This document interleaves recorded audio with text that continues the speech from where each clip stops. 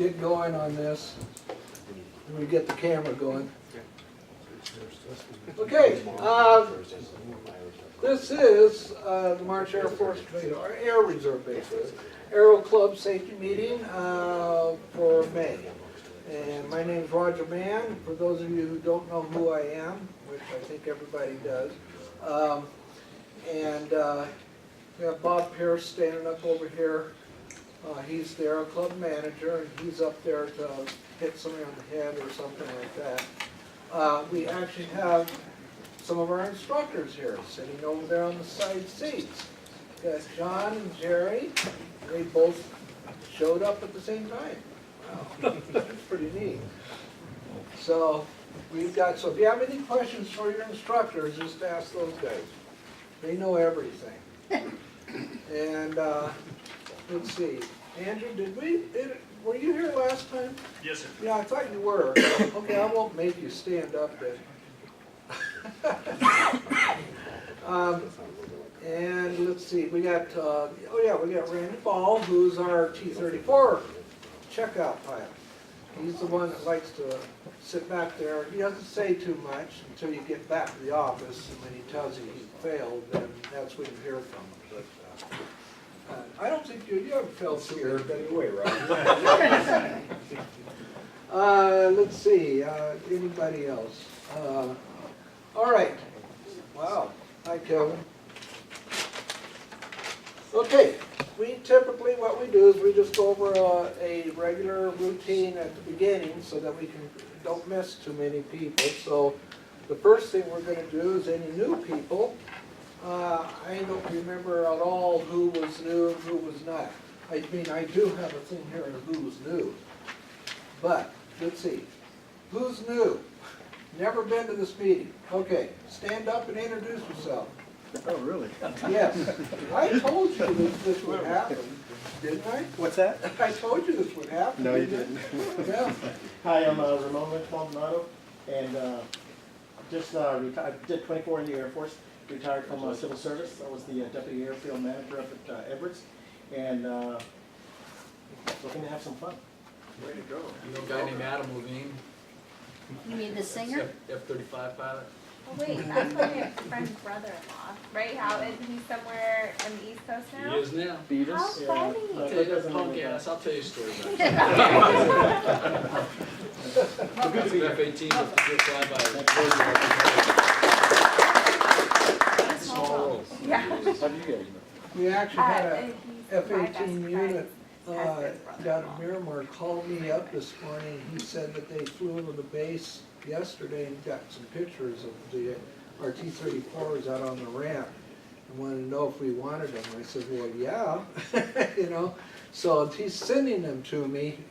We've been trying all day to get them because our computer system, Air Force computer system, doesn't like big files. So, but neither do the Marines computer system like it either. So somehow we'll get those pictures that they took. The Marines have computers?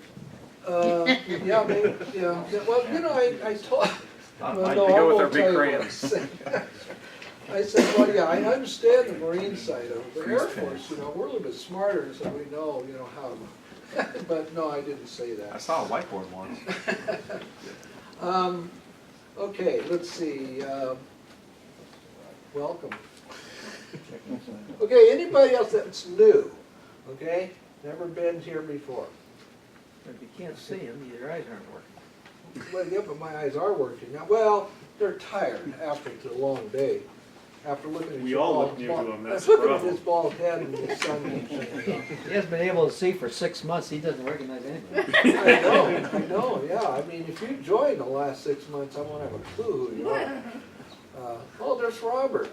You did say you were going to show up. Now, Robert is one of those ones that shows about once every 6 months or so. And, but, okay.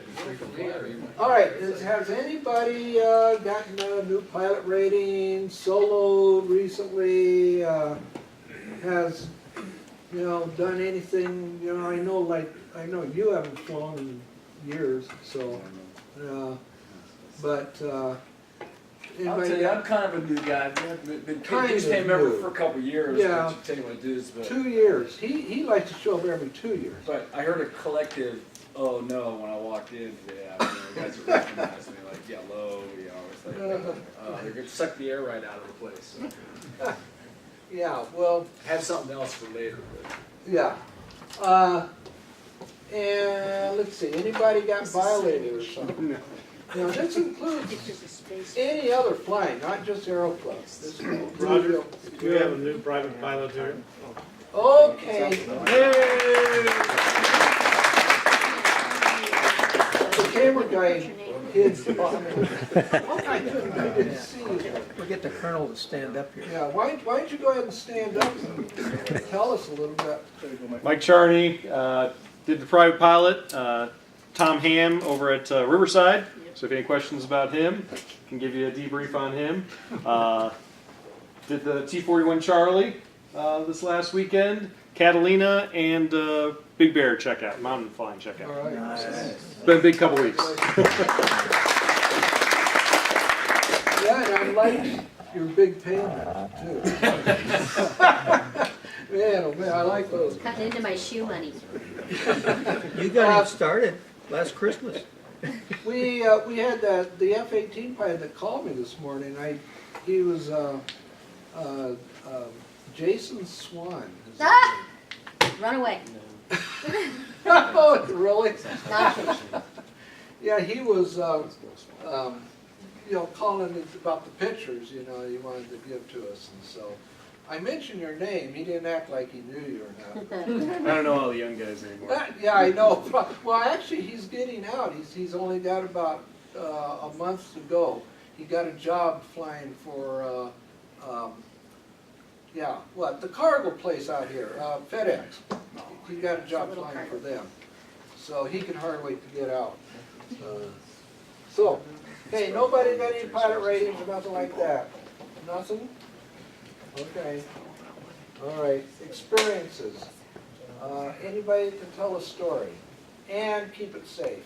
Yeah, Don Ram and I went to Porterville earlier this month for a formation flying clinic called All Red Star. And we were doing a mass formation exercise, and one of the airplanes, a Yak-52, experienced an engine failure and had to do a off-field forced landing. And the learning outcome from that was he thought he was going to make a road, so he put the gear down, couldn't make the road, landed in a vineyard. The wheels caught the wires holding the vines up, flipped the airplane over on top of itself. The backseater had the presence of mind to have the canopy open before they touched down. The front seater did not get that done. So after they came to rest, the backseater was able to unstrap himself and lower himself to the ground and get out. They had to break the canopy to get the front seater out. The gas was spilling in on top of it. So both of them got out uninjured. But just think about your emergency procedures. Think about getting things done as you're headed for the ground. The good news is, if you look at the accident statistics, a controlled landing off-field is very highly survivable if you do it right. It's the unintentional flight into terrain that kills you and stuff like that. But if you are under control when you hit the ground, like Chuck Yeager says, fly the airplane as far into the crash as possible, Yeah. then you're in good shape. So there you go. And that just happens to be our subject tonight too. Right, just Bob Hoover said that. Bob Hoover, okay. Yeah. Yeah, our subject tonight is CFIT, which is controlled flight into terrain. We'll get to that in a little bit here. Okay, anybody else? And that includes Air Force. That includes Wing Safety Officer too, if he has any stories. None? Oh, come on, you got an exciting job, man.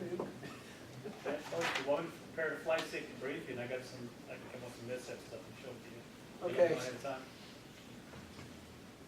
Okay, we're gonna talk to the Aero Club manager, or he's gonna talk to us. Know your SOPs, we'll run over that real quick. How not to fly your perfectly good airplane into the ground is the subject. Why don't I let Bob go up, and Bill, if you wanna come up after Bob talks, you can do it right now, you know? Okay, all right, so, Bob.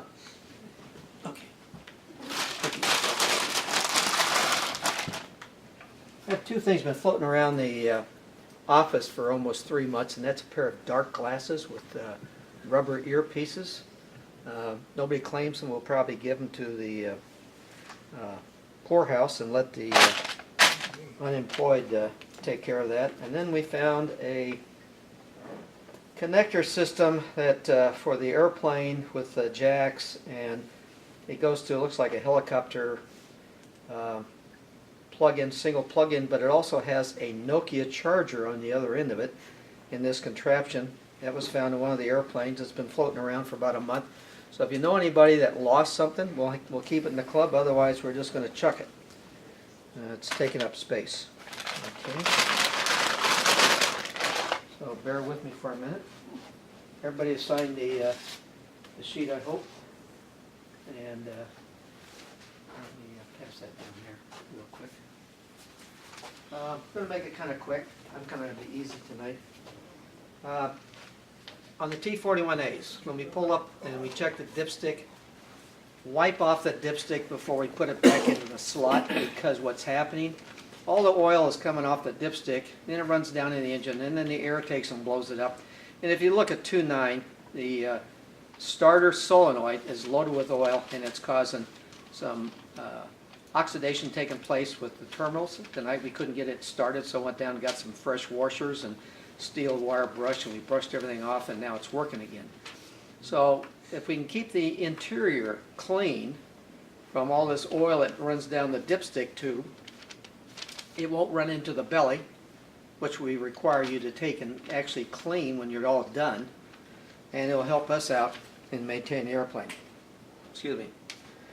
So in that, I said be sure and clean the fuselage on the lower half, because all this oil is up and down. And they kind of look ratty when they're flying around or when they fly somewhere. Coupons. Roger's had some difficulty in regards to the coupons. That's a $5 a month coupon for all the new people that are here. You get that once a month.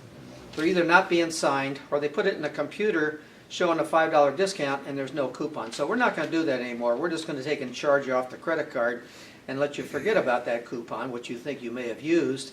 In the meantime, the club will make an extra $5 and we'll just take and forget about it.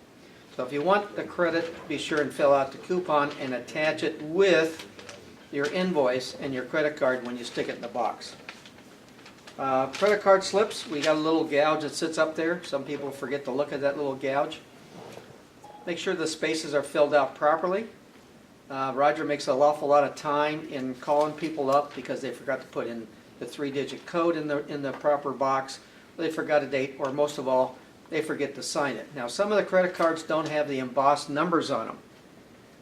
Take and write that above the top black line.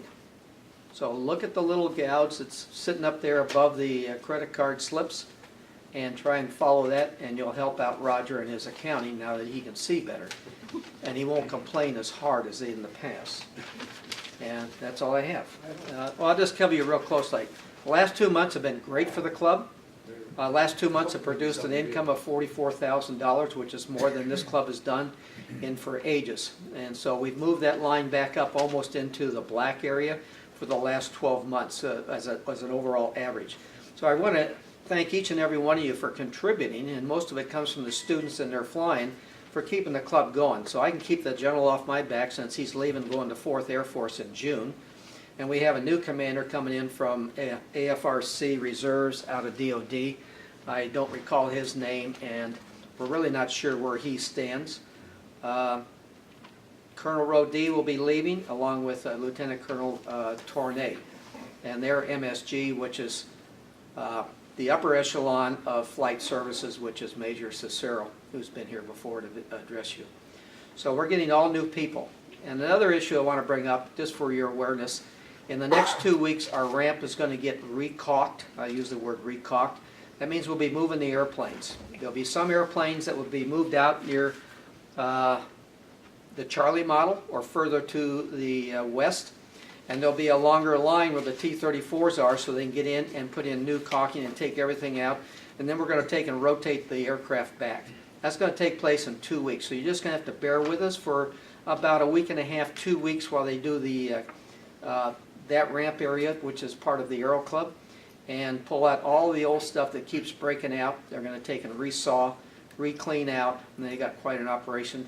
And then they'll put in the hot foam or the hot butyl rubber that goes back in there, and hoping that's gonna last for another 10 years and we don't have to worry about all the FUD. It's about $1.5 million project, which starts from the KC-135 all the way up to where the T-34s are, the gas tank. So bear with us and try and help us out in regards when those contractors come in. Thank you.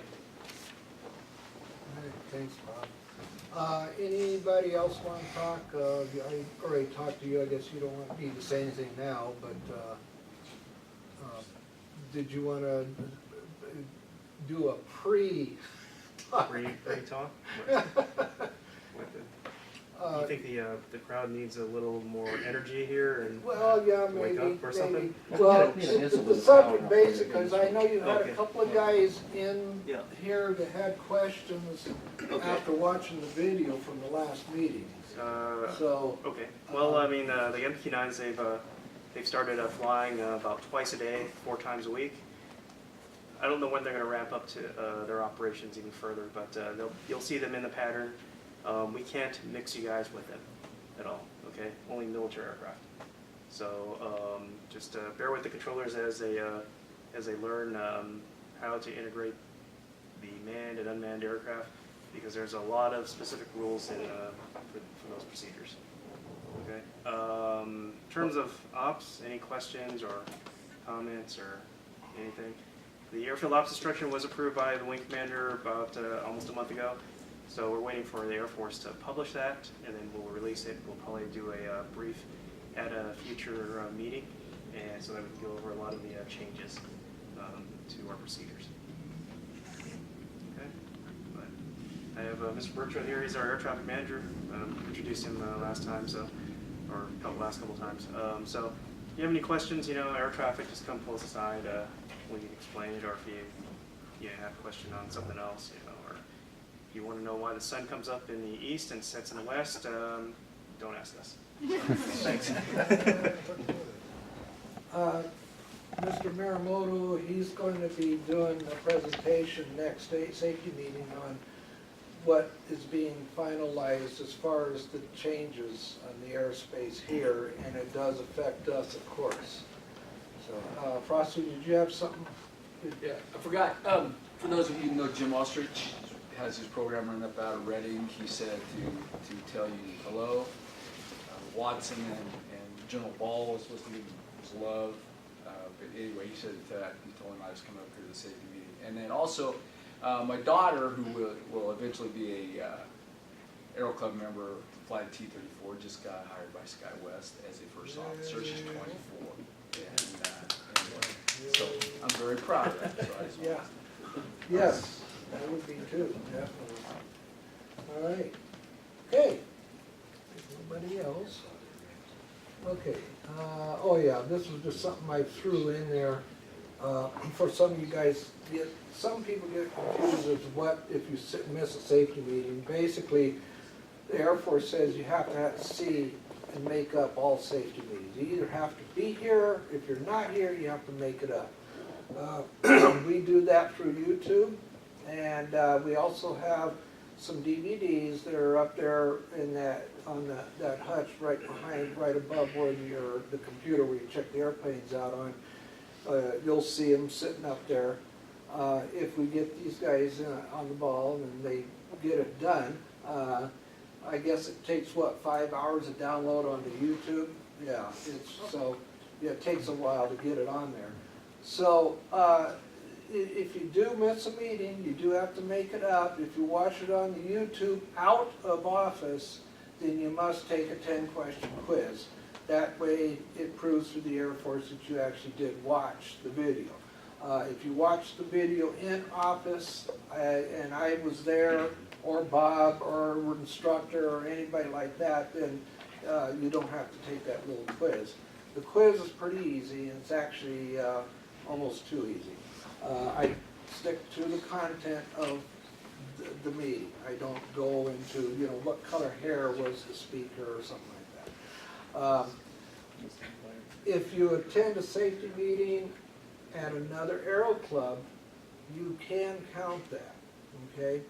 I just recently looked that up in the reg, and it actually is, I can count it as long as you brought back a copy of the signature page to show that you signed, or if you can't do that, then have the Aero Club manager or somebody of authority at that Aero Club sign that you were at that safety meeting. They accept an email too from that office. Yeah, I believe so, yeah. If, and I know that there are some people that go TDY. We actually have had a couple of people go TDY over in Yokota, Japan, and we work back and forth and keeping them still current over there, and it keeps them current here too.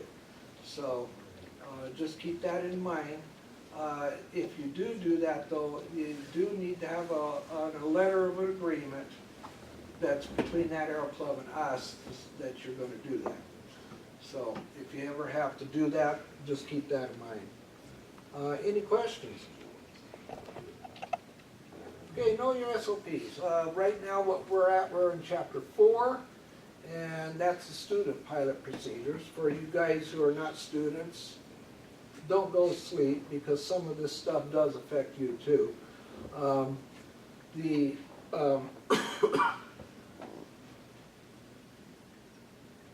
Obviously, the student needs to know his SOPs, and he's got to read the PIFs, and he's got to know the Federal Aviation Regulations. Is that just limited only to students? No, that's everybody. So it's kind of like, this is aimed at students, but see, this is what our SOPs have to have in it. Because there are some students that seem to think they don't need to know this stuff because they got an instructor sitting next to them. So the chapter basically that we'll go into over the period of a couple of months, it helps the student be safe. So there are limitations, of course, for the students. For you regular pilot and command people, they do not have the same total freedoms as you do. The first thing is, it talks about 4.1, we design the PIFs to help ensure that there's, that each flight is properly prepared for before they fly. It's that the actual reasoning behind that is that the SOPs have in it things that the pilots need to know to fly safe. Sometimes the SOPs do not cover all of that. So therefore, the PIFs are the things that cover supposedly those things that are not in the SOPs. In the Air Force, they call them FCIFs. In the Air Force, it's the same way, it works the same way. In the Air Force, they still have to read those files, and it's stuff that are not in the Air Force regulations. If it's a good FCIF or PIF, sooner or later it will be incorporated into the regulations. But if it's not a good one, in other words, they find out that it really is not that great of a deal, then it gets removed and it just doesn't show up again. Sometimes, just remember, I backed off a lot on putting PIFs in the computer. I was told that I had to put all of the safety grams in there, and I argued with that because we got written up a number of years ago for having the safety grams in the personal information file. And of course, Air Force headquarters wanted to see, well, where'd you get that from? And I sent them the report up, and they came back and said, oh, well, okay. All we want to do is make sure that everybody's familiar with that safety gram. We always put the safety gram as you face the computer to check the airplanes out with, to your left, it's on that bulletin board. So try to look at them because they have some really good information in them. How many read the one that's the last one? Well, you had to because it was a PIF. I made that one a PIF on the basic med. So you got to know what's going on with that if some of you are choosing to do that. I know that we do have members that have joined the club on the idea that that basic med was going to be accepted by the Air Force. Well, fortunately, it did. Air Force did take it and goes, okay, Aero Club people can fly under basic med. And so that helped a couple of our members that did not have medicals. Okay, enough said on that. Okay. How many know what this terminology stands for? I know you long-time, old-timers should know. Control flight. Okay, Robert, yeah? Terrain. Control flight into terrain. Into terrain, yeah. Yep. A scientific study said that moving mountains with aircraft has never proven to be successful. The size of the hill is irrelevant as the size of the aircraft. The FAA categorizes this type of accident as CFIT or controlled flight into terrain. Okay, let me.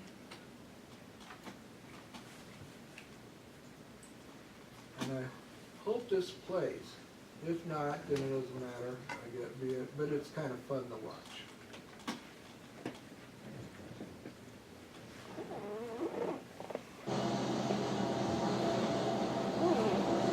Now what they're doing is a photo shoot, and they were shooting pictures of this yes, L-39.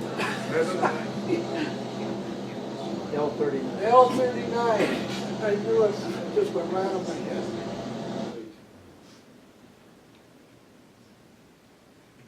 Oh man. Oh crap. You notice it's Bonanza. That's what Bob flies.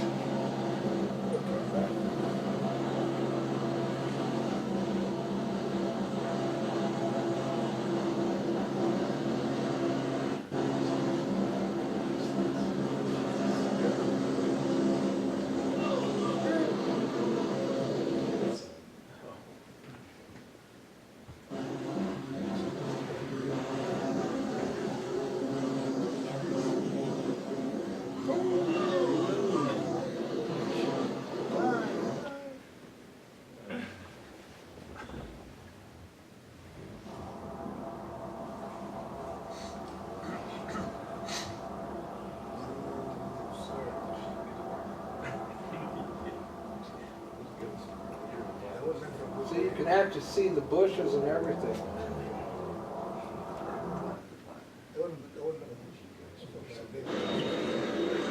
That's what happened.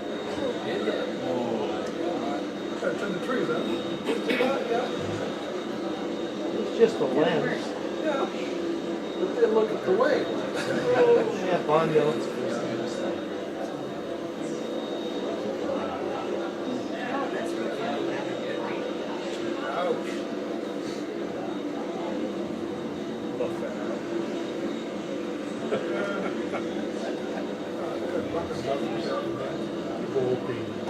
There you go. That's good. So, they had fun.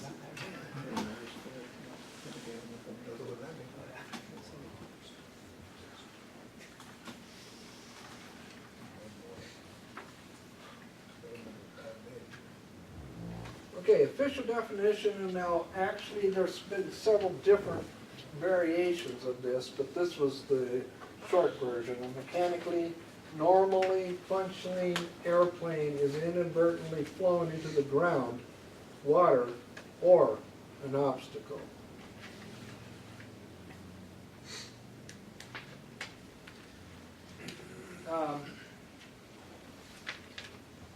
in 1980, let's see, I'm trying to think of what year it was. 1986, 78, 80, 87, 88. There was a C-141 that took off and flew to another location, and they were making an approach into a field at night. And those of us that got to hear the cockpit voice recordings, the crew was doing their job. They were doing their job. They were doing just what, you know, they were running the right checklists. They were doing everything just right. The only problem was is that nobody was paying attention to how close to the ground they were. The pull up went on, and back then, one of the problems was is that in the 141, most everybody was geared to look at configurations checked. So in other words, the pull up would happen if, for instance, the flaps weren't down to exactly 75%. And of course, the airplane, you know, at that point was getting old, and so sometimes the flap handle would not hit that 75% mark, so it would cause that thing to go off. So the pilots would have to kind of reset the flaps, and boom, and the thing would go away, and you could punch it off and continue on down. The problem is that the crews started getting complacent in figuring out where they were really at. Hey, Roger. Yeah. Can you give us information for the AIB? You're not releasing anything from the SID, right? What's that? You're not releasing anything from the Safety Investigation Board, right? Because that stuff is still privileged. If you're talking about stuff that's publicly on the domain, like AIB, Yeah. you can talk about it. You can't talk about the SID in this forum. Well, yeah, I know. No privileged information, please. Well, of course not, yeah. That's why I'm not identifying anything about what the airplane was, who it was, or anything. You can't release the conclusions and the analysis from that. Well, okay, all right, we'll forget it then. All right. I mean, this happened over, you know, in the mid-'80s. Yeah, and so, no, if you want to talk about it next time, let's you and I talk about it beforehand. We'll Okay, talk about all what right. we released. okay, I can't see how it would even be involved in that at all. They're 30 years old. Yeah, well, yeah, It becomes and I'm private. not even talking about who the crew was, I wasn't talking about anything like that. I was just, We can talk about it afterwards. okay, all right, okay. Controlled flight, accidents after accident are due to flying at night or weather being distracted by some kind of aircraft problem. And of course, we all know about the DC, what is it? No, the L-1011 back in, what was Eastern Airlines, and what happened there. Much of which the pilot was flying below published minimums. Most aviators know about Flight 401, and that's the one I was just talking about, okay? And the Everglades. And then we had the 141 that crashed also. Okay, the way we record it is abnormalities. The problem is that we get caught up in looking at other things and in the airplane, and complacency plays into this too. The gear not going down, that can be one of the biggies. And so it's the gear not going down oftentimes has led airplanes to go into mountainside. I think it was TWA in Salt Lake City that went into the side of a mountain because they had an unsafe gear indication, and they had them in a holding pattern. And when they got in that holding pattern, somebody somehow knocked the autopilot out. And so then the plane started flying, and it went into the mountainsides back behind Salt Lake City. Planning deficiencies. GPS tells you where you are, but not necessarily the elevation. GPS direct button, train avoidance feature, The CAP crash, we had a Civil Air Patrol airplane that crashed in the side of a mountain, and again, they got caught up looking at the radar, at least they think that they were. Nobody really knows. But it was a situation that was, it was a brand new airplane. The airplane had the Garmin 1000 in it, which is all glass. And what they ended up doing is they think that they were paying so much attention to it, they just ran into the side of a mountainside. And the sad thing about it was that mountain was totally by itself out in the middle of nowhere. It was the only mountain at that altitude. And so it ends up becoming something that you think, oh, we're okay out here, but that's not necessarily so. Reroutings, okay, that's a lot of times, if you're flying IFR, this is the kind of things that can take place. And sometimes ATC will end up sending you in a place that maybe you shouldn't be. That's why as pilot in command, you should not let ATC guide you into the ground, because it can happen. Make sure that you know exactly where you're at all the time. Situational awareness. Clearance confusions, wrote the wrong altimeter setting, wrong heading, especially in IFR. However, this can happen in VFR also. How many here use flight following? Yeah, most of you, if you're smart, you do. That can even lead you down the, Primrose path. And so it's, it's something that you can't, you can't just sit there and go, oh, well, I'm under ATC control, so I'm fine. No, not necessarily.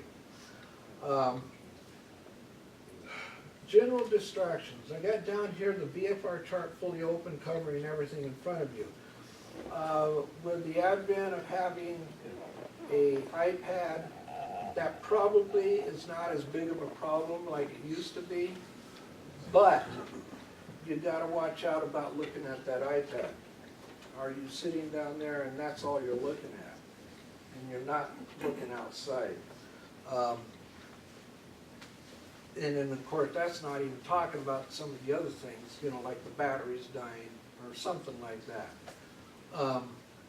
The batteries in these things, of course, last a lot longer than they used to, but I have, and I do hear stories, and I do see them come across my desk of something like that happening, or all of a sudden the screen goes blank or something like that.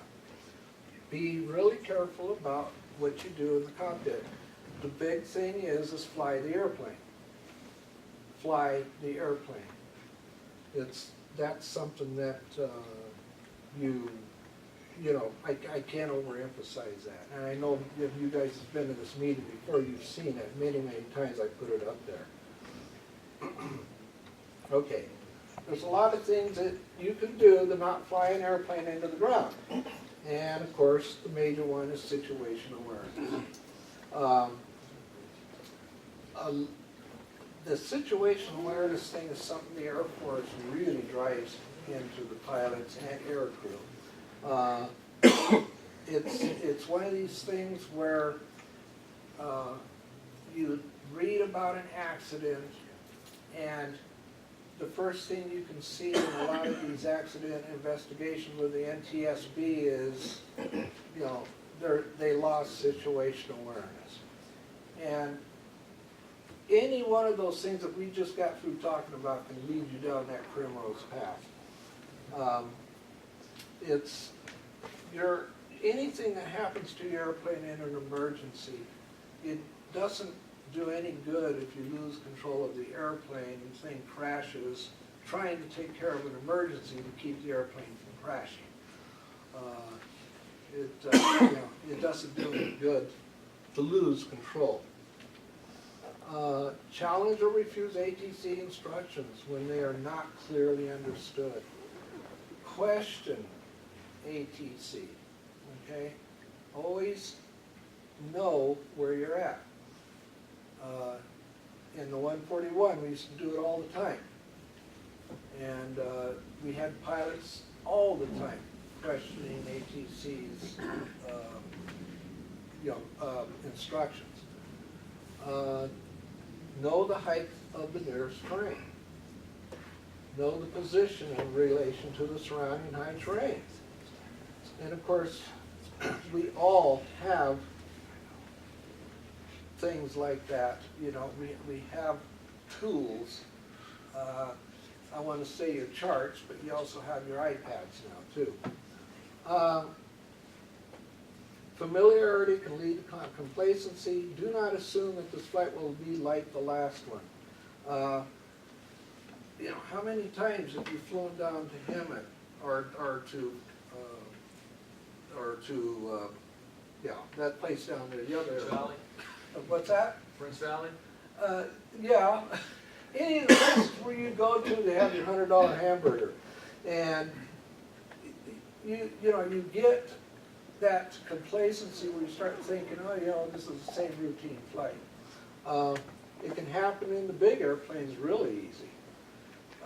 Us in the little airplanes, not so much so, but it can be, you can get complacent, especially if you have an uneventful flight. Adhere to procedures, and of course, even with our airplanes, we have procedures. We do have checklists. There are certain things that you do, routine things. And of course, you've got charts all over the place. You've got showing where your mountains are, what your altitudes are. You've got your minimum obstruction clearance altitudes. This chart right here happens to be an IFR chart. And for those of you that fly VFR, there's actually nothing wrong with having that too on there, because it does show a lot of your altitudes where you're supposed to be. This, of course, is a VFR chart. And you got the maximum elevation figure in this area, which is 2,500 feet, which is that 25 right there in the middle. There should be no reason for you to be within that block below that altitude if you don't know where you're at. Even if you know where you're at, you shouldn't be below that altitude. There's many times where you can just keep your, just stay above that altitude unless you know exactly what you're doing. Like, i.e. going in for a landing or something like that. Okay, again, this is your IFR chart. The highest altitude here is 12,000 feet. It offers a 2,000 foot obstacle clearance within mountain areas. But when you're not in mountainous areas, now I think it's much lower, and I can't remember what it is. I think it's between, on your IFR chart. I know that when you're not in mountains, it's a lower altitude. But this offers, when you're in mountainous altitude, it's about 2,000 feet clearance from that particular altitude.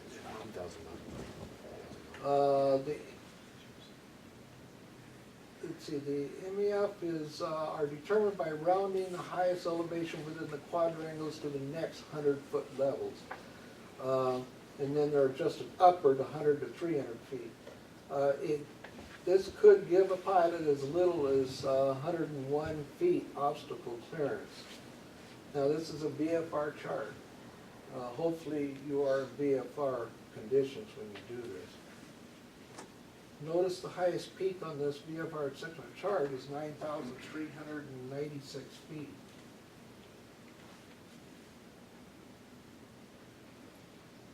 And then of course you've got your approach plates, and that's for people who are IFR rated. We do have some people in here that do that, and we've got, what, 3 students, is it, that are doing IFR training right now?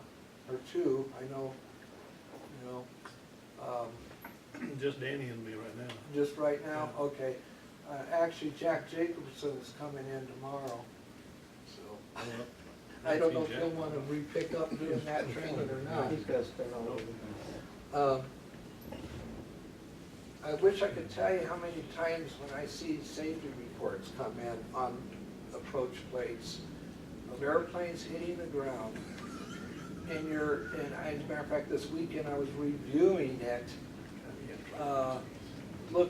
preparing for this, and you know, here it is. It's published. It's right there. You know, I mean, you can't miss it. You know, it's telling you what altitude to be at. See, right? You know, be right there. And yet, every single one of the airplanes that crashed and hit the ground, every one of them were well below those published altitudes. And you're talking about commercial jets. You're talking about the commuter jet airplanes, and then you're talking about general aviation. And it's every single one of them where you're like going, what in the world are they doing? Why are they doing that? And it just doesn't make any sense. So, you know, even on your IFR, you know, I'll tell you, these approach plates right here, even when I was flying VFR, I would take one of these things with me for the local airport. Because if you stay above those altitudes that it's telling you there, you'll do good. And of course, if you cheat a little bit and tune in the ILS or something like that too, even though you're not IFR rated, you can do that. Just be aware that you're flying VFR. And now you can ask, if it's a towered airport, you can ask that, can I do a practice, you know, whatever it is, ILS, BOR approach, whatever, can I practice it? And more often than not, they will let you do that. They say, oh yeah, sure, go ahead. But just remember, if you're by yourself, you gotta keep, you know, you're still visual. If you have a safety pilot now, and you're doing it for really practicing IFR work, now, of course, you've got another story. You're under the hood, and he's over there watching the traffic. So remember, you are in training now. And that's one of the things that, you know, sometimes pilots get in trouble. Many pilots get in trouble when they go into IMC from VFR. Okay, when you're flying below these altitudes and you're not sure where you are and are distracted with an emergency, you're not acting as pilot in command, you are acting as passenger in command. The aircraft will continue on the path that was set. And I think that's pretty, you know, that's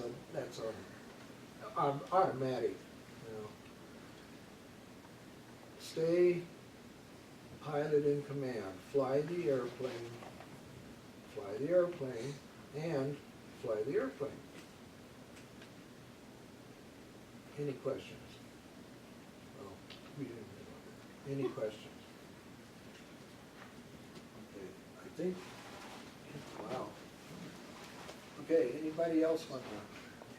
I had some stuff being passed around. By the way, just for the Colonel's information, you can go online, and there's 5 newspaper articles dated 1988 to 89 in regards to that crash.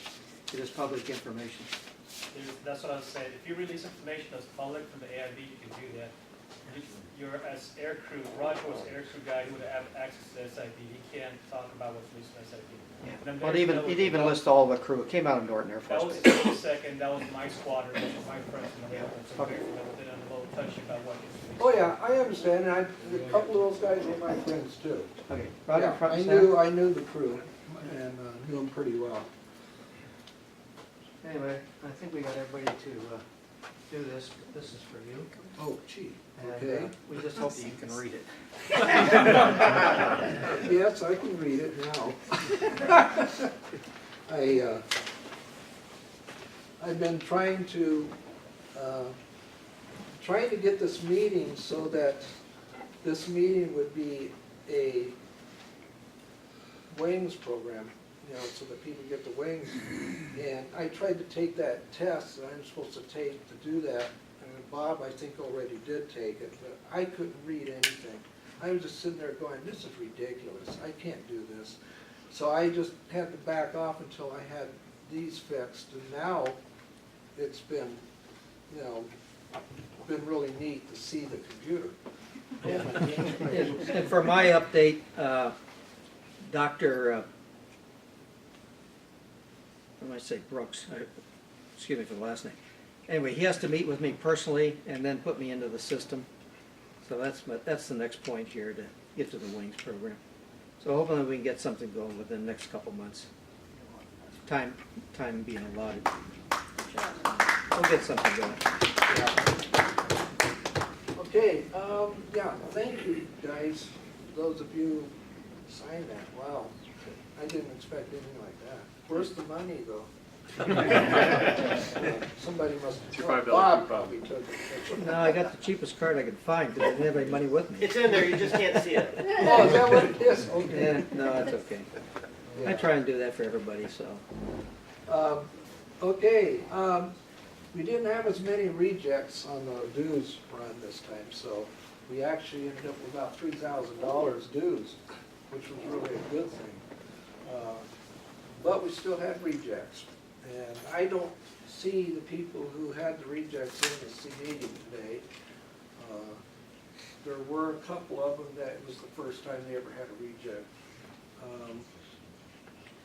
Let's see, Joe Barrett, is he in here?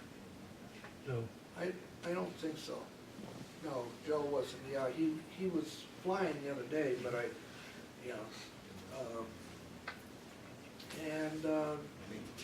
just remember, keep your credit card, be awareness of that. You know, when you talk about situational awareness, be situational aware about your finances. You know, I don't care if you don't pay the bank or somebody sues you, but here, you know, it pops up and it says right on there, it says the card is bad. And it even says in there, if I'm supposed to take the card away from you if I ever get my hands on it. I won't do that. But it does, you know, it does affect us. And like I said, this month was really good. In the past, we've had it up as high as $2,000 we lost because of rejects. Now, many of the guys will come back with me and pay it. Good portion of it, you know. And, you know, Steve back there, you even paid that. But we do have some guys I try to get a hold of, I send emails, and you never hear from them again.